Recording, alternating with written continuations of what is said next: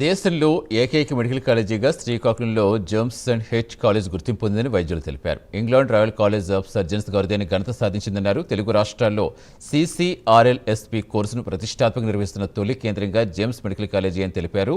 General surgery విభాగానికి ప్రతిష్టాత్మక గుర్తింపు రావడం గర్వకారణమని వైద్యులు సంతోషం వ్యక్తం చేశారు.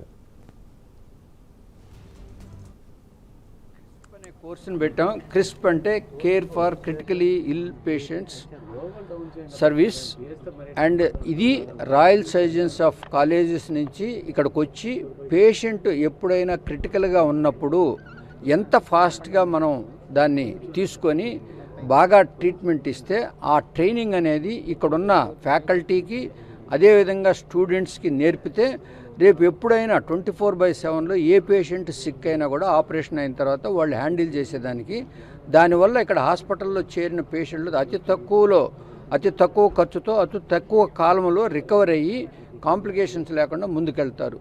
అది మనకి 2 సంవత్సరాల క్రితం రాయల్ కాలేజ్ ఆఫ్ సర్జన్స్ నుంచి ఒక రికగ్నిషన్ అక్రిడిటేషన్ వచ్చింది. మన ఇండియాలో ఫస్ట్ టైం మనకే వచ్చింది. దాంతోపాటు క్రిస్ప్ కోర్సును కూడా మనం స్టార్ట్ చేసాం. అదేవిధంగా ఈరోజు కిమ్స్ అనే జెమ్స్లో మనం దగ్గరగా ట్రాన్స్ప్లాంట్ ప్రోగ్రామ్స్ అనేవి చాలా చేస్తున్నాం. మోర్ దాన్ 100 కిడ్నీ ట్రాన్స్ప్లాంట్స్ చేసాము.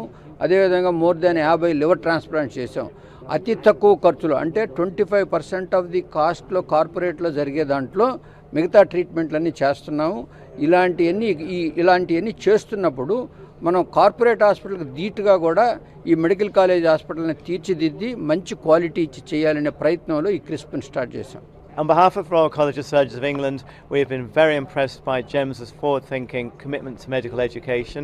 We hope the training we supply these days gives a system for better care of patients with better outcomes and is able to spread to other doctors and practitioners and hospitals in the region. And we look forward to a fruitful relationship in the future. And thanks to all at GEMS for their hospitality, and credit to all the staff who've had the vision to begin this.